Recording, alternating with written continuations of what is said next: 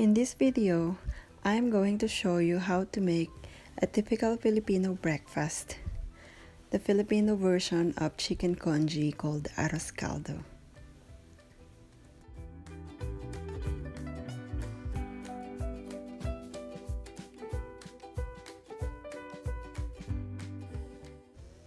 Here are the ingredients you will need for this recipe.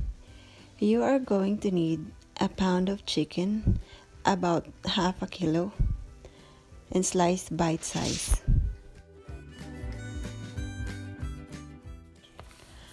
Of course, we're gonna need some rice. I pre-cooked mine. 8 cloves of garlic, chopped and divided into 2 parts. We also need 1/4 a cup of ginger, about 2 inches, 1/4 a cup of onion.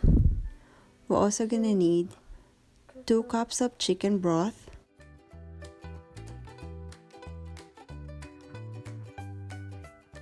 we'll also need chopped green onions for toppings, oil for cooking, 1 teaspoon of salt, 1/2 a teaspoon of ground black pepper, and 3 tablespoons of fish sauce.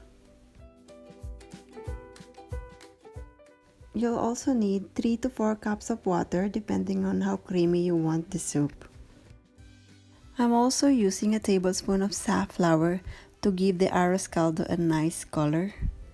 But if you don't have it available, you can omit this ingredient. Let's get cooking.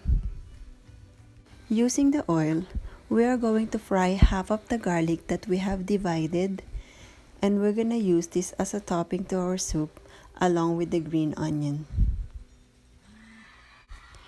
Make sure to cook it on a low heat to avoid burning the garlic.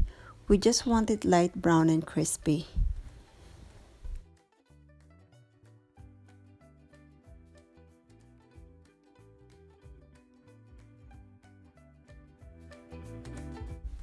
As soon as it's light brown in color like this, remove it from the pan and put it in a bowl and keep it aside for later.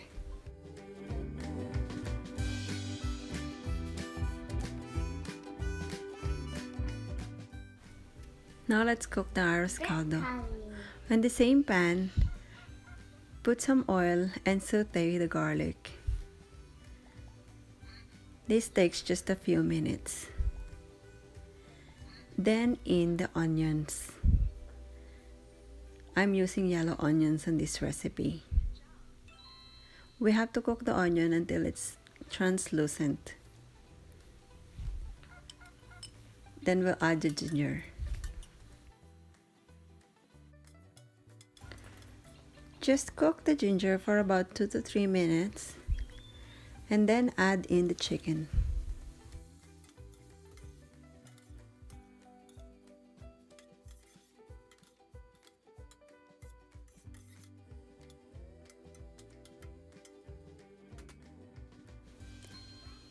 Add the fish sauce right after the chicken.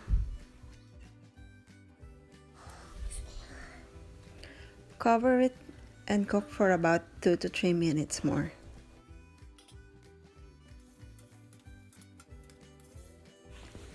At this point, I am going to add half of the ground black pepper. Keep stirring, and in goes 2 cups of chicken broth.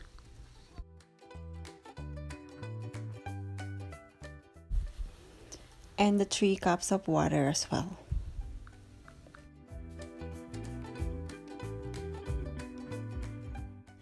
And then cover it and wait to boil.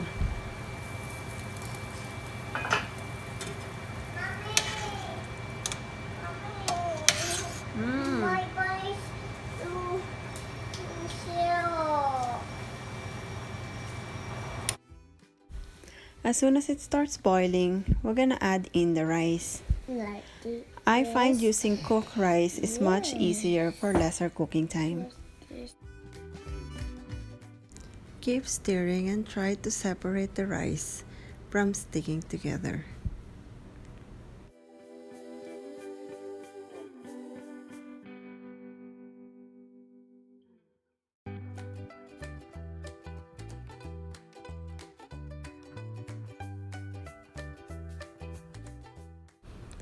Cover it and let it simmer for about 15 minutes. It might take a while for the rice to cook, and you have to stir it occasionally so that the rice doesn't stick at the bottom of the pot.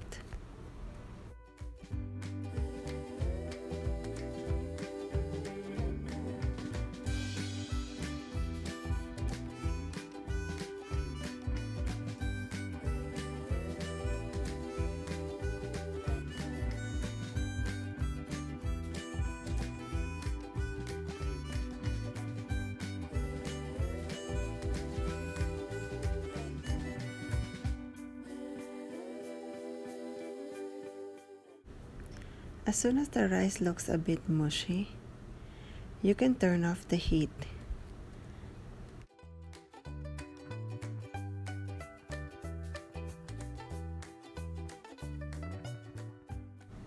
Add in the last ingredient, which is the safflower, and cover it with the lid. Let the steam cook the safflower.